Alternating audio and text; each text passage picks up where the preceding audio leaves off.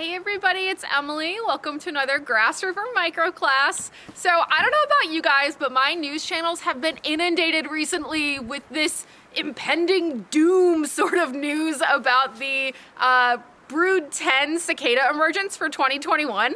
So I wanted to talk about that today. We'll clear up some misconceptions, talk about what a brood is and what Brood 10 means. We'll talk about the two different types of cicadas and their life cycles. So let's get to it.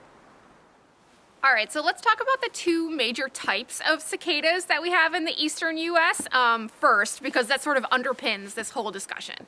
So on the one hand, we have periodical cicadas, and those are cicadas in the genus Cicada, and there's several different species, 6 to 7, depending on the authority you consult.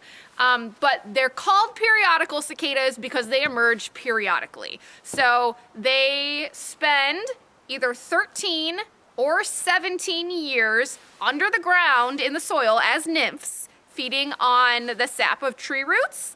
And then every 13 or 17 years, in a given area, a population of periodical cicadas will emerge as adults all of a sudden in May or June. And it's very cyclical. So they have synchronized development. The entire population is the same age all the time.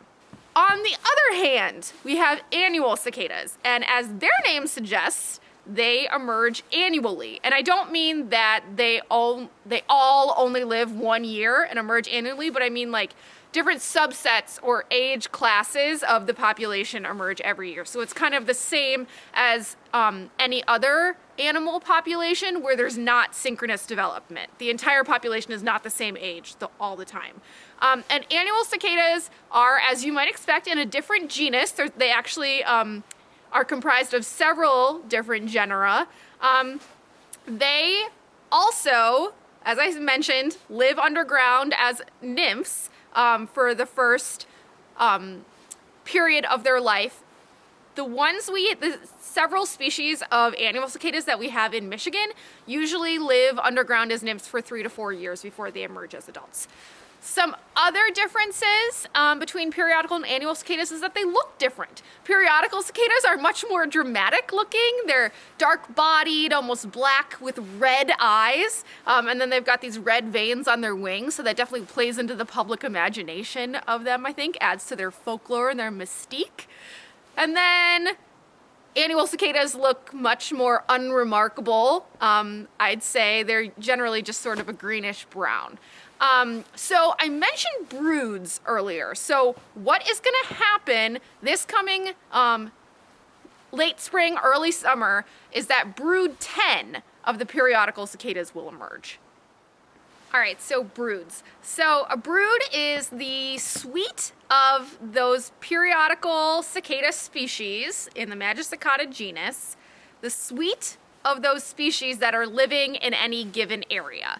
And they are synchronized, all emerge at the same time. So there are, across the eastern US, 12 broods that are on the 17-year cycle and 3 broods that are on a 13-year cycle. So as you can imagine, pretty much any given year, there's a brood emerging somewhere in the eastern US.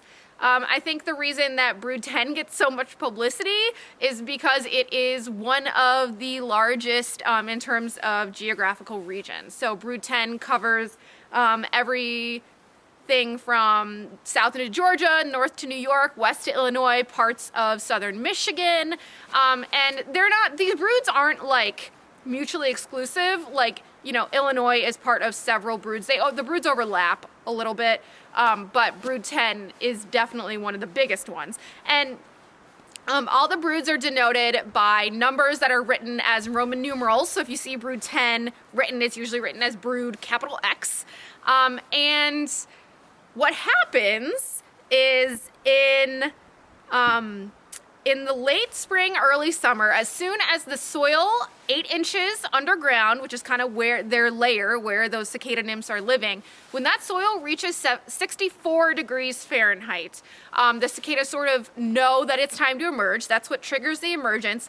They crawl out of the soil as nymphs, usually crawl onto a vertical surface, and then they they molt. They split their nymph exoskeleton and crawl out as adults with wings, and so now they can fly for the first time. So if you're lucky, you can still sometimes find an exoskeleton from the nymph that the cicada has shed, still clinging to tree bark, and it usually has a split down the back where the adult cicada has crawled out.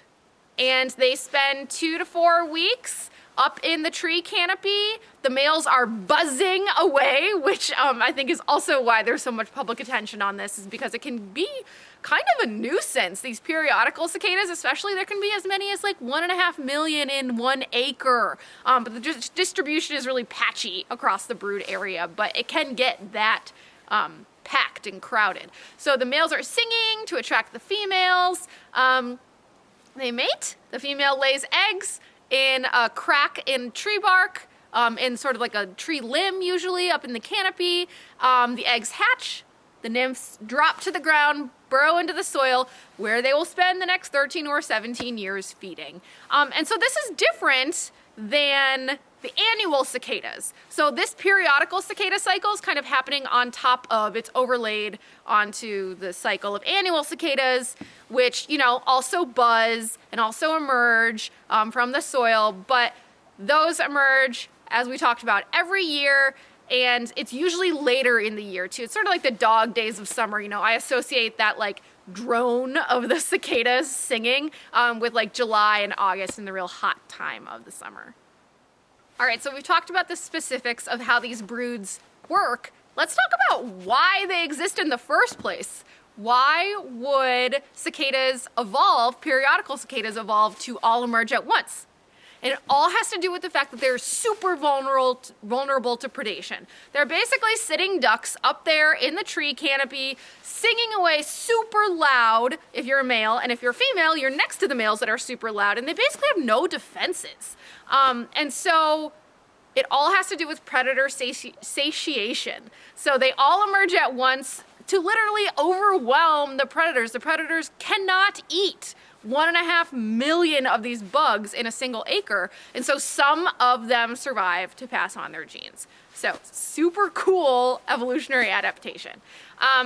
Let's see, if you want to know more about cicadas, there's a great website from the University of Connecticut that you can check out. And also, one of the main questions remaining about Brood 10, interestingly, is where the northern range limit in Michigan is. We don't have a good idea of that. So there's actually an app you can download called Cicada Safari, available on iPhone and from the Google Play Store for Android, where you can actually take part in a citizen science study, take photos of these periodical cicadas if you find them, and upload them to this app to help scientists track where they are distributed.